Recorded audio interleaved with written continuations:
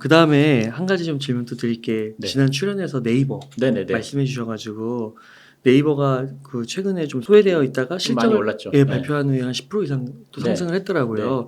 네이버 어떻게 되는 건지 어떻게 보시는지. 제가 이 지난번에 그 작년 가을이었나 이 웅달에 출연해가지고 네이버에 대해서 한번 말씀드렸는데 그때가 이제 주가가 최악이었을 때거든요.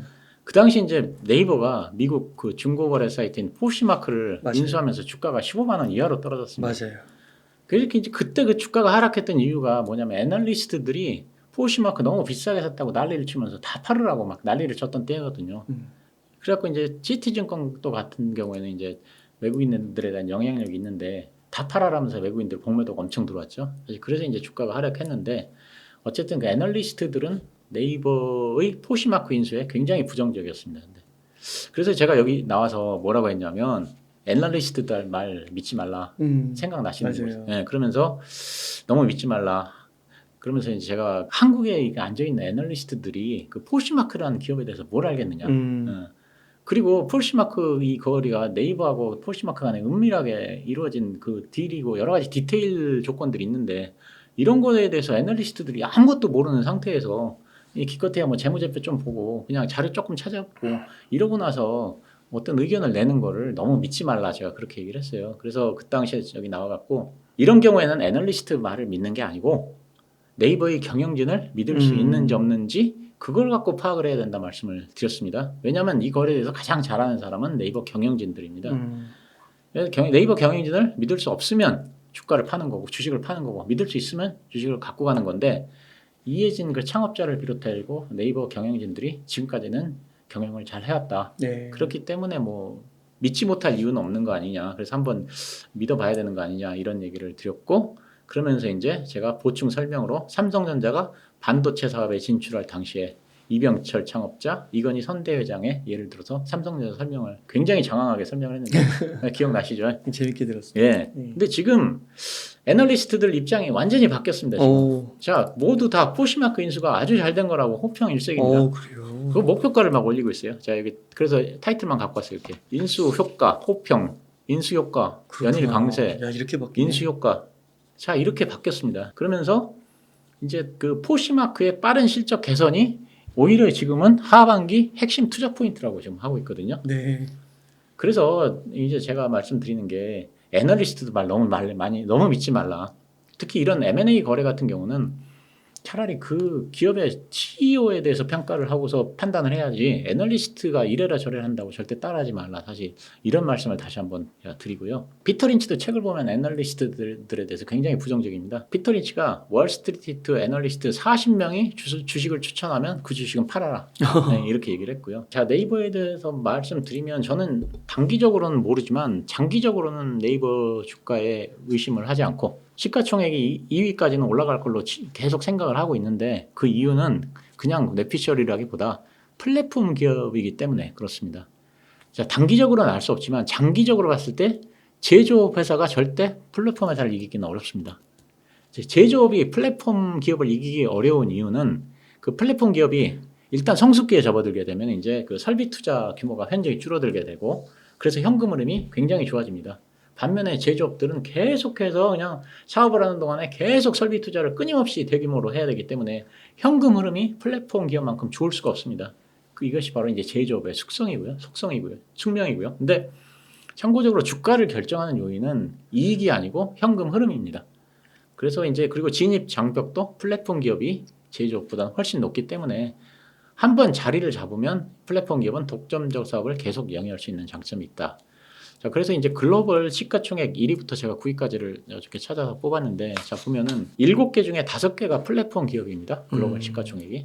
사우디 아람코는 이제 원유라는 그 자원을 가진 국유 기업이기 때문에 좀 제외하고, 버크셔 해스웨이도 워런 버핏이라는 투자자가 있기 때문에 좀 특수한 경우니까 이 두 회사를 제외하면 그리고 이제 테슬라도 전기차 회사지만 뭐 오토파일럿이라든가 뭐 로보택시 이런 거를 주력으로 하기 때문에 플랫폼 기업이라고 볼 수 있거든요. 그래서 사실상 글로벌 7위까지 사실상 보면은 다 플랫폼 기업이다. 이렇게 얘기하는데 이게 우연이 아니고요. 아까 말씀드린 사업 구조상 플랫폼 기업이 시가총액 상위에 올라갈 수밖에 없는 그런 구조입니다. 버크셔 해서웨이도 보면은 제일 많이 투자하고 있는 게 애플이잖아요. 네네네. 플랫폼이네요. 플랫폼이죠. 네. 네. 그래서 이제 세계적인 그 구루 투자 그 대가들도 이런 얘기를 하는데요. 자, 피터 린치는 이런 얘기를 했습니다. 만약에 철강 회사가 1억 달러를 번다고 할지라도 용광로를 최신 설비로 유지하기 위해서는 8천만 달러를 지출해야 한다. 80%를 지출해야 한다. 만약 지속적으로 설비 투자를 하지 않으면 더 효율적인 경쟁자에게 사업을 빼앗기기 때문에 이건 선택의 여지가 없다. 어쩔 수 없이 해야 한다. 이런 식으로 돈을 벌기 위해서 돈을 써야 하는 상황의 회사는 어렵다. 이런 얘기를 했고요. 그래서 피터 린치도 자본적 지출에 매달리지 않아도 되는 회사를 좋아한다고 했습니다. 그러면서 담배를 만드는 필립 모리스가 철강 회사보다 돈 벌기가 훨씬 쉽다. 이런 얘기를 했고요. 자, 버크셔스의 찰리 먼거 부회장도 같은 얘기를 했는데요. 두 종류의 사업이 있는데, 자, A라는 회사는 매년 12%를 버는데 연말에 주주가 그 이익을 전부 가져올 수 있습니다. B라는 회사는 12%를 똑같이 벌지만 반드시 이 잉여 현금은 재투자를 해야 됩니다. 그러면 남는 현금이 없습니다. 이런 경우 어떤 사업이 더 좋을까요? 당연히 A가 좋습니다. 근데 플랫폼이 A고 제조업이 B 그렇게 됩니다. 그래서 찰리 먼거는 B라는 그런 이런 제조업을 생각하면 한 남자가 떠오른다고 했는데요. 그 남자는 이게 중고 장비를 사들이는 업자입니다. 그래서 이 사람이 어떤 제조업 회사를 방문해서 이렇게 이제 새로 들어온 장비들을 막 바라보면서 저것이 바로 나의 그 미래의 수익이다 이런 얘기를 했습니다. 왜냐하면 어차피 그건 낡으면 다시 또 사들이고 또 그 회사는 또 새 거를 사야 되기 때문에 그래서 이제 이런 부류의 사업은 싫어한다고 얘기를 했고요. 삼성전자에 이제 워낙 회사가 뛰어난 회사니까 예외로 하더라도 장기적으로 봤을 때 플랫폼 기업인 네이버가 다른 제조업보다는 현금이 훨씬 좋아질 거고 그래서 향후에 시가총액 2등까지 높아질 것이다. 이에 대해서 저는 의심을 해본 적은 없습니다. 자, 네이버가 한참 그 바닥으로 떨어졌을 때 제가 그 이런 계산을 한번 해본 적이 있습니다. 자, A라는 주식이 있는데요. 이 첫 달에 이 주식에 100만 원을 그 투자했습니다. 그리고 그 다음 달부터 매달 10만 원씩 적립식으로 이제 투자를 합니다. 근데 이 주식이 매달 5%씩 움직여요. 그래서 세 달은 오르고 한 달은 떨어지기를 반복하거든요. 자, 그러면 이 회사는 어떻게 되냐면 이렇게 됩니다. 무슨 얘기인지 아시겠죠? 처음에 100만 원 투자하고 그다음부터 10만 원씩 계속 적립식으로 투자를 하는데 세 달은 오르고 한 달 떨어집니다. 그러면 이게 엄청난 성장률이거든요. 꼭 2차전지 주식 같지 않아요? 네. 그럼 이 사람들한테 물어봅니다. 이 주식 사겠냐고? 그러면 다 산다 그러죠. 그죠? 이런 주식이면. 자, 그러면 제가 네이버를 갖고 한번 계산을 해봤는데요. 저는 아까 얘기했지만 네이버는 플랫폼 기업이기 때문에 최소한 아무리 늦어도 5년 후에는 정고점에 도달할 걸로 그렇게 생각을 합니다. 그래서 자, 누군가가 45만 원을 투자해서 10만 원을 100만 원을 가지고 45만 원의 주식을 샀어요. 꼭대기에서. 근데 이제 그거 팍 떨어집니다. 그래갖고 17만 원 정도가 유지가 됩니다. 그래서 제가 이제 이때 계산을 했던 때 네이버 가격이 17만 1,000원이었거든요.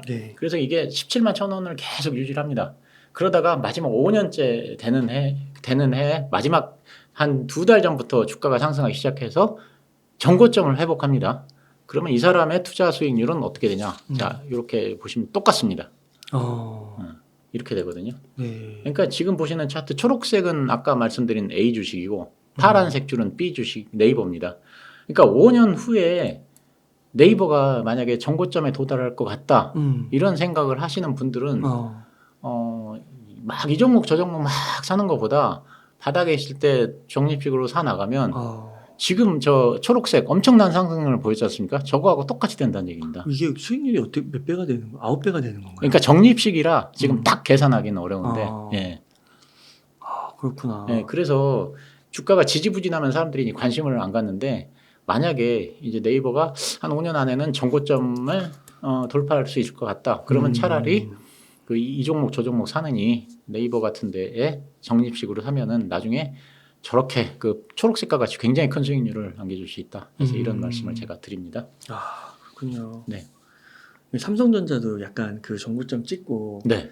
지금 뭐 1, 2년 정도 계속 하락을 했잖아요. 네. 그때 계속 샀으면 이제 앞으로 올라간다고 하면 그쵸. 이렇게 그래프가 나올 수도 맞습니다. 있는 예, 엄청나죠. 성장이 나중에 수익이. 네. 그러니까 주식이라고 하는 게 버는 것 같아도 벌지 않을 수가 있고요. 또 잃는 것 같아도 잃지 않을 수가 있습니다. 그러면 계속 올라가는 주식 올라타가지고 조금 수익 나고 버는 것보다 차라리 떨어지는 주식 물타가지고 나중에 오르는 게 훨씬 수익률은 큽니다. 큰 거죠. 예.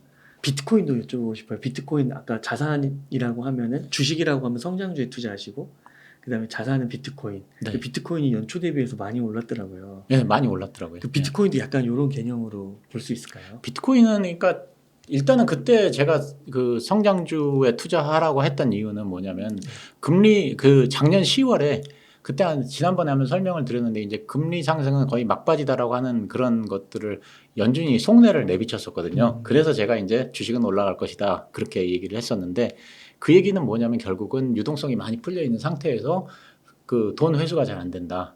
근데 금리를 더 이상 올리기 어렵다. 그러면 결국은 이 혜택은 성장주한테 갈 것이고 주식은 그래 성장주. 자산 중에 가장 성장 자산은 뭐냐? 비트코인이다. 그래서 제가 주식은 성장주, 비트코인, 그다음에 자산은 비트코인을 사라고 했던 거거든요. 저는 2025년까지 비트코인을 사실 지금이라도 사서 네. 갖고 있으면 수익이 굉장히 클 것이다. 이렇게 생각을 하고 있습니다. 아,